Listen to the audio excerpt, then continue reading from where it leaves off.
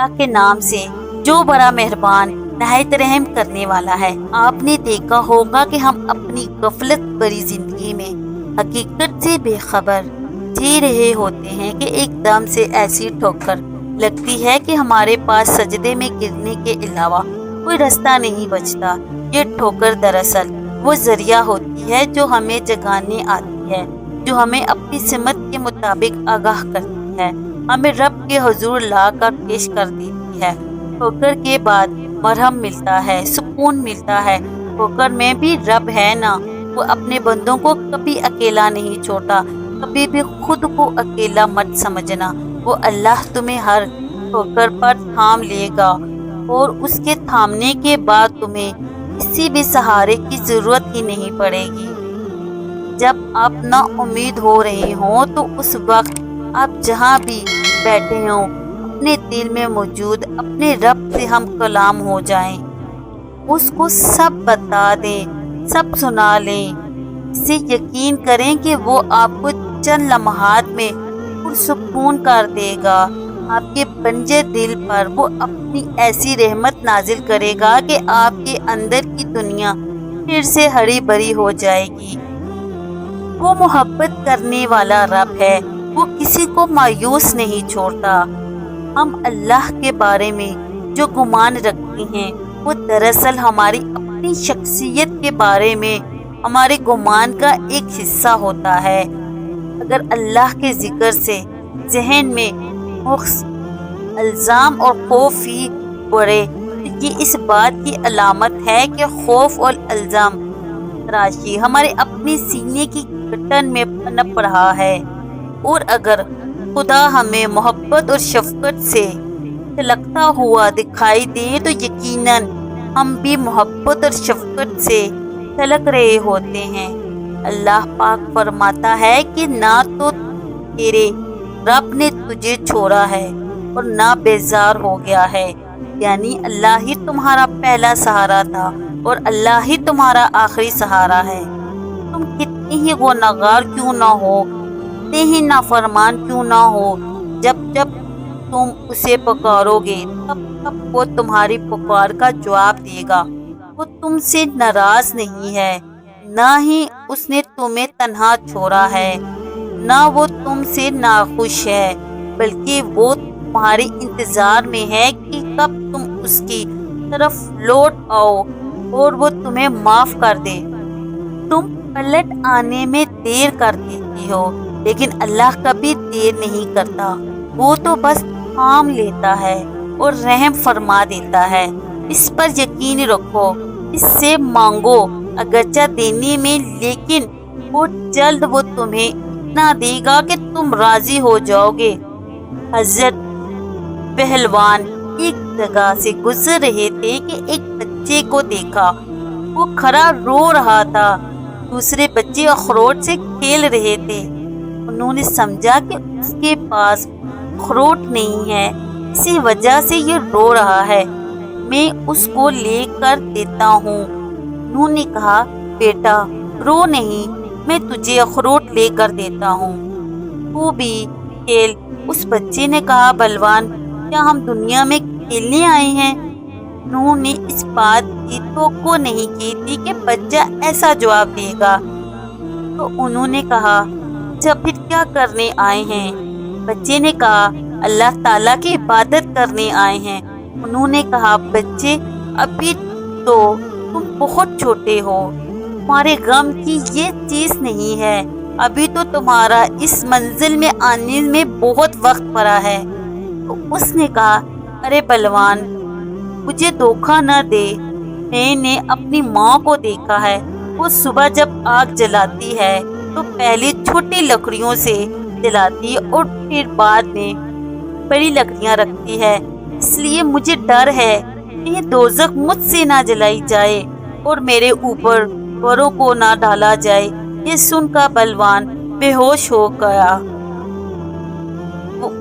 وہ تمہاری چھوٹی چھوٹی کوششوں سے بھی واقف ہے جو تم اس کی رضا میں راضی ہونے کے لیے کرتے ہو۔ وہ تمہارا صبر کرتے کرتے تھک کر گرنا اور پھر دوبارہ اٹھنا اور صبر کرنا بھی دیکھتا ہے۔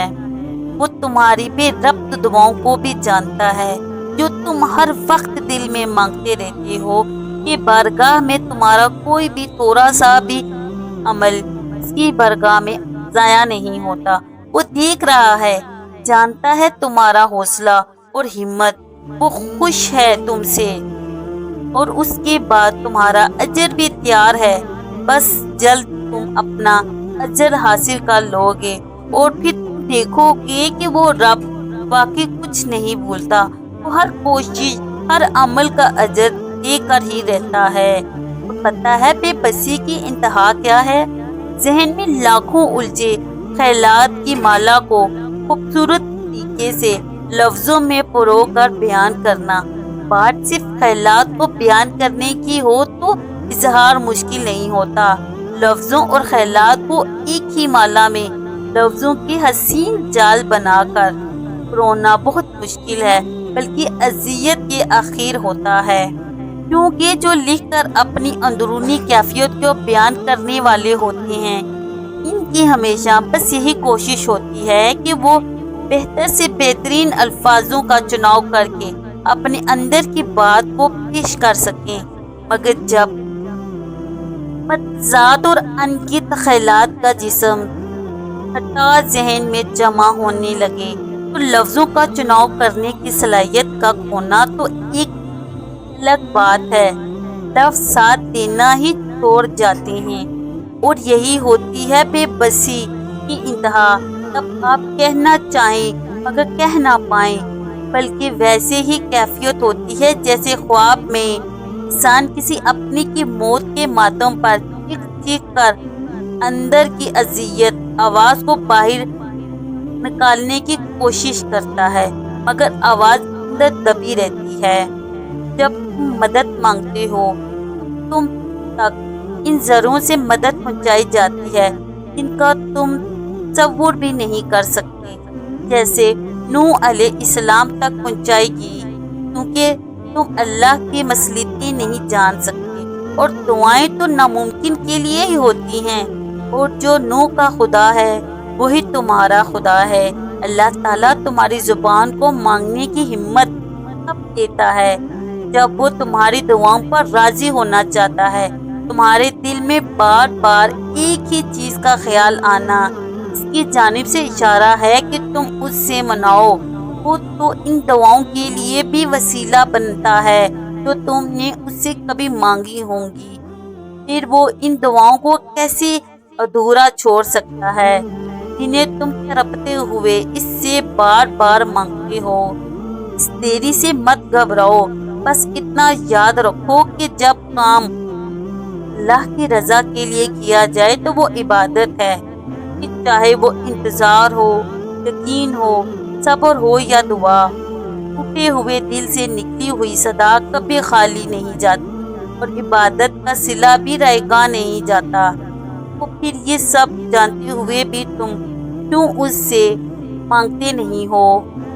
تھک گئے ہو تم، اور وہ تمہیں دیتے دیتے نہیں تھکتا۔ تمہاری دعائیں ہی تمہارا یقین ہے کہ اللہ ضرور دے گا، اور کن محبت ہے اس کی، وہ دیتا ہے قبولیت کے ذریعے اس کے ایک حکم پر رکی ہے، اور اس کا حکم صرف تمہاری ایک پکار کا منتظر ہے، اور معجزوں کا ہونا تو تمہارے صبر اور یقین کی دلیل ہے۔ تمہارا صبر ہی تمہاری من پسند چیز تک لے جائے گا، اور اگر بہت مانگنے پر بھی نہ ملے تو اللہ پاک سے شکوہ نہ کرنا، کیونکہ وہ تمہیں تم سے بہتر جانتا ہے، وہ تمہارے اچھے اور برے سے واقف ہے، وہ تمہارا صبر آزماتا ہے کہ وہ مجھ سے کتنی محبت کرتا ہے۔ جو میرے لیے اپنی من پسند شے بھی قربان کر دے وہ کسی کے جولے خالی نہیں رکھتا، وہ تو اس کو بھی دیتا ہے جو بے زبان ہے، پھر انہیں کیسے نہیں دے گا جو دل کی زبان سمجھتے ہیں۔ وہ تمہیں وہاں سے دے گا جہاں سے تمہیں گمان بھی نہیں ہوگا، اور وہ کسی کی دعا رد کیوں کرے گا جبکہ وہ دعا کی توفیق بھی خود ہی دیتا ہے۔ اللہ کرے آپ کے ہاتھ جائز دعا قبول ہو۔ ویڈیو اچھی لگے تو ویڈیو کو لائک اور چینل کو سبسکرائب لازمی کر دیجیے گا۔ فی امان اللہ۔